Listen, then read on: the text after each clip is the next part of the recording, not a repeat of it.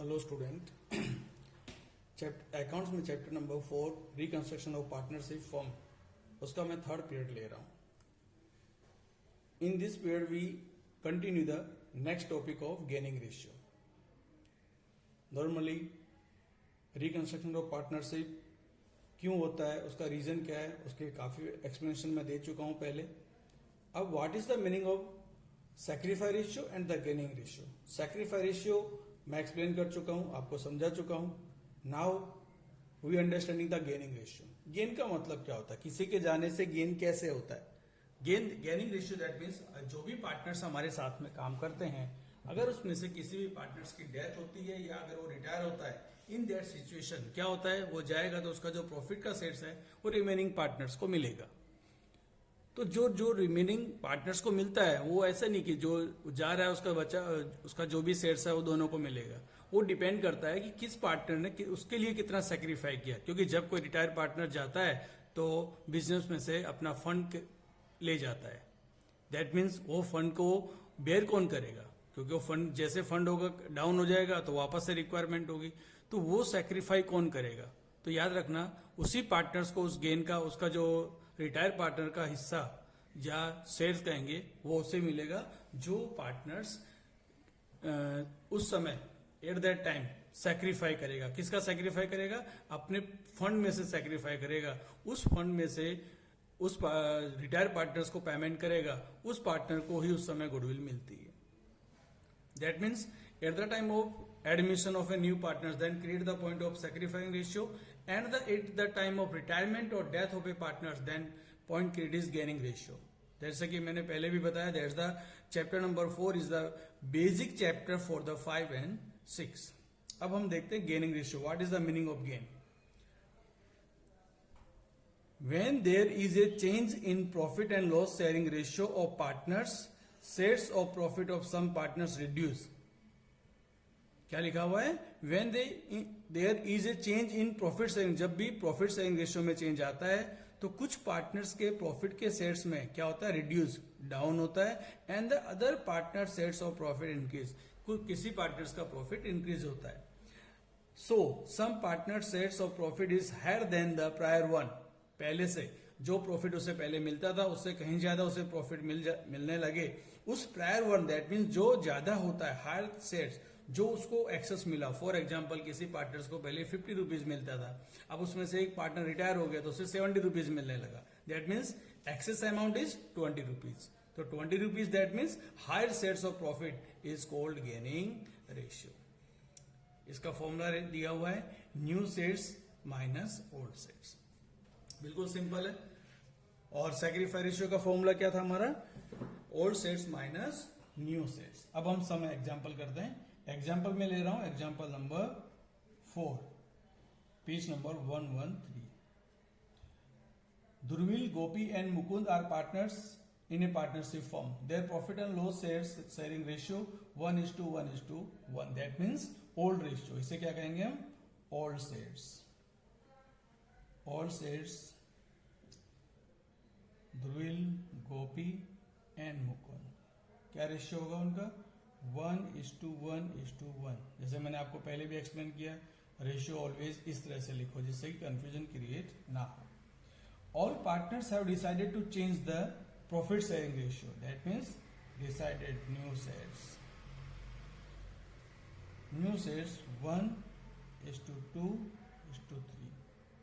1/6, 2/6, 3/6। We have old and new ratio, both are given. Then gain ratio. Gain ratio का formula हमें पता ही है, new shares minus old shares. Dhaval, Gopi and Mukund. New shares 1/6, 2/6, 3/6 minus 1/3, 1/3 and 1/3। 3 minus 6/18 is equal to minus 3/18. 6 minus 6/18 is equal to 0/18. 9 minus 6/18 is equal to 3/18। यहाँ पे ध्यान रखना sign के हिसाब से ही होता है, अगर प्लस आता है दैट मीन्स गेन, अगर माइनस आता है तो loss, that is the gaining ratio.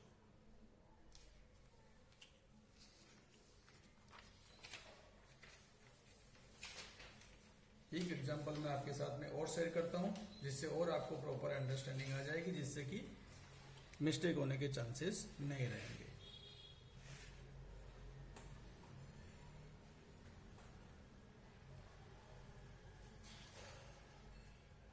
अब मैं ले रहा हूं 6 number,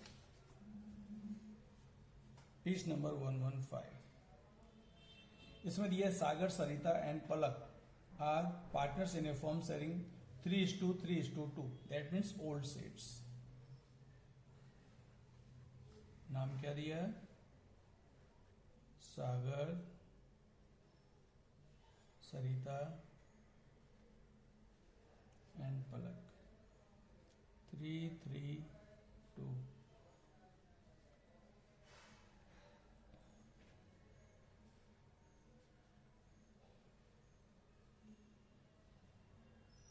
eight.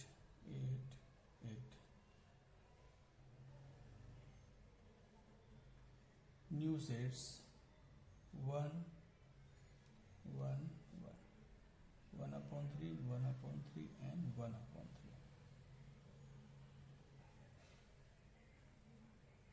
Gain ratio, new sets minus old sets.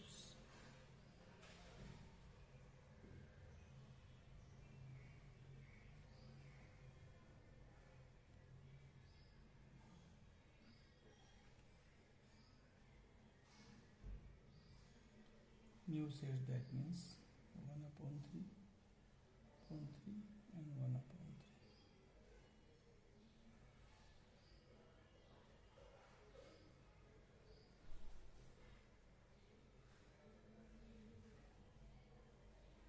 Eight minus 9/24 is equal to minus 1/24. 8 minus 9/24 minus 1/24. 8 minus 2/24. Palak has received gain and Sagar and Sarita receive loss. यहाँ पे ध्यान रखना gain ratio के अंदर अगर माइनस आता है that means loss and plus में आता है तो गेन, और सैक्रिफाई रेशियो में अगर प्लस में आता है तो लॉस, माइनस में आता है तो गेन। तो ये हमारा था फर्स्ट टॉपिक हमारा कंप्लीट हो गया, gaining ratio and the sacrifice ratio.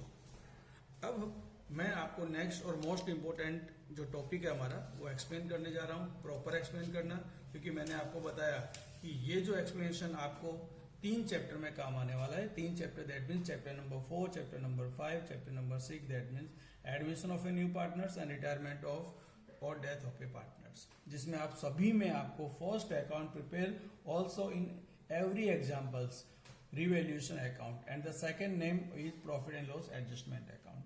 अभी क्यों बनाते हैं, दैट्स द जब भी कोई ये जो रीजंस होते हैं, इन रीजंस की वजह से पूरी फर्म को हमें क्या करना पड़ता है, revaluation. Revaluation that means book value having so in the balance sheet and the value compare with the market. हम क्या करते हैं, हमारे पास जो बैलेंस शीट में जितनी चीजें दी गई है उसकी मार्केट में क्या वैल्यू है उसको हम कंपेयर करते हैं, और कंपेयर करने से हमें क्या पता चलता है, हमें प्रॉफिट है या loss, not income and expenditure. क्या पता चलता है, प्रॉफिट एंड लॉस। जैसे मैंने डेबिट में लिखा है डेबिट लॉस, क्रेडिट में गेन। अब कैसे क्या होता है ये मैं पहले भी आपको फर्स्ट लेक्चर में मैंने थोड़ा एक्सप्लेन किया था। ये बहुत ज्यादा इंपॉर्टेंट है, इसलिए मैं फिर से इस टॉपिक में एक बार ले रहा हूं, क्योंकि इसके बाद सीधे कंटिन्यूस नेक्स्ट लेक्चर से हमारे प्रैक्टिकल सम स्टार्ट हो जाएंगे। Let's go. Debit side, to decrease in assets, कोई भी एसेट्स, अगर एसेट्स की वैल्यू अगर डिक्रीज होती है तो हमें लॉस होता है। Increase in liability, increase in liability that means कोई लायबिलिटी हमारी अचानक बढ़ जाती है। फॉर एग्जाम्पल अनरिकॉर्डेड लायबिलिटी, कोई लायबिलिटी है लेकिन हमने रिकॉर्ड नहीं किया। जब हम फॉर्म रिवैल्यूएट करते तब याद आता है ये तो मुझे पेमेंट करना था, that means increase in liability. Bad debt reserve ये हम फाइंड करेंगे इसमें, new minus old. Outstanding expense also liability. DRD that means ये सारी चीजें जो दी गई हैं ये सारी क्या है, इनसे क्या होता है, हमें फर्म को लॉस होता है। फर्म को गेन किससे होता है, डिक्रीज इंक्रीज इन एसेट्स। कोई भी एसेट्स की वैल्यू अगर मार्केट में बढ़ती है तो क्या होता है, फर्म को प्रॉफिट होता है। डिक्रीज इन लाइबिलिटी, हमारी लाइबिलिटी अगर डिक्रीज होती है, for example payment to the creditors of 10,600 rupees, if he left the give up amount of 600, that means हमें 10,000 ही पेमेंट करना है, तो यानी इसका मतलब ये हुआ कि 600 उसने लेफ्ट कर दिया, that mean that's the gain for us. And next accrued income. Accrued income that means receivable, मिलना बाकी जिसे कहते हैं, प्रीपेड एक्सपेंस, और यहाँ जो डिफरेंस आएगा उसे हम लॉस कहते हैं। तो ये दैट्स द रिवैल्यूएशन अकाउंट। हमें बहुत ही ध्यान से अंडरस्टैंड करना है, क्योंकि चैप्टर नंबर 4, 5, 6 में मैं बार बार आपको दोहरा रहा हूं। आपको ऐसा लगता होगा कि सर ये बार बार क्यों बोल रहे हैं, लेकिन हम जब करेंगे तो हमें पता चलेगा कि इसके बिना आगे सम जो है हमारा वो कंप्लीट हो ही नहीं सकता। अब इसकी जर्नल एंट्री भी इसमें से पूछी जाती है एग्जाम में। Journal entry how will be pass journal entry. अभी जर्नल एंट्री जो पास कर रहे हैं इसके अंदर सब दिखाएगा। जैसे फॉर एग्जांपल मैं आपको बता रहा हूं, इंक्रीज इन एसेट्स, अगर एसेट्स की वैल्यू इंक्रीज होती है तो यहाँ पे लिखा है respective assets. Respective that means एक पर्टिकुलर नाम, यहाँ सभी एसेट्स का नाम तो लिख नहीं सकते, इसीलिए क्या वर्ड यूज किया, respective assets account debit to revaluation account. Decrease in assets, revaluation account debit to respective assets account. अगर इंक्रीज होती है तो ये एंट्री, डिक्रीज होती है तो ये। Now liability, increase in liability, revaluation account debit to respective liabilities. ये एंट्री इसी के ऊपर से हमने पास की हुई है। इसी के ऊपर से अगर आप फॉर्मेट में देखोगे तो आपको नजर आएगा, क्योंकि दैट्स द रिवैल्यूएशन अकाउंट और ये सारी चीजें सेपरेट अपने दी हुई है। अब आगे आता है डिक्रीज इन लायबिलिटी। अगर लायबिलिटी डिक्रीज होती है तो हमें बेनिफिट होता है, respective liabilities account debit to revaluation account. फिर लिखा हुआ है unrecorded assets. Unrecorded assets, accrued income and prepaid expense. अगर आप सब में दिए हुए हैं तो respective assets account debit, accrued income account debit, prepaid expense account debit to revaluation account. Unrecorded liability, unrecorded liability, unrecorded assets. बहुत बार ऐसा होता है कि हम कोई एसेट लाते हैं लेकिन बुक में रिकॉर्ड करना भूल जाते हैं, दैट्स द अनरिकॉर्डेड एसेट्स। लेकिन उसकी ट्रीटमेंट वैसे ही होती है जैसे नॉर्मल एसेट्स की हम करते हैं, रिकॉर्डेड एसेट्स की करते हैं। Revaluation account debit to outstanding liability. कोई लायबिलिटी है, पेमेंट करना बाकी है और हमने रिकॉर्ड नहीं किया है तो एट दैट टाइम हमें करना पड़ेगा। और लास्ट, जब हम रिवैल्यूएशन अकाउंट क्लोज करते हैं तो हमें उसमें से प्रॉफिट भी मिल सकता है, लॉस भी मिल सकता है। अगर हमें प्रॉफिट मिलता है तो उसकी एंट्री होगी if profit of revaluation account. अगर प्रॉफिट है तो revaluation account debit to partners capital oblique current. याद रखना यहाँ ऑलवेज, यहाँ जब एक स्पेसिफिक हमें ना पता हो कैपिटल या करंट तो ऑलवेज याद रखना कैपिटल ऑब्लिक करंट लिखना कंपल्सरी है। अगर यहाँ पे नहीं लिखते हो तो एग्जाम में मार्क्स कट होते हैं।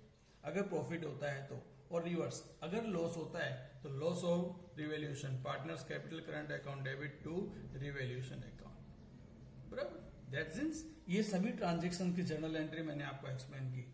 अब यहाँ पे हमारा रिवैल्यूएशन अकाउंट और उसका जर्नल एंट्री का टॉपिक खत्म होता है। अब हमारा जो नेक्स्ट लेक्चर होगा जिसके अंदर मैं प्रैक्टिकल सम स्टार्ट करूंगा, उस समय बी केयरफुल।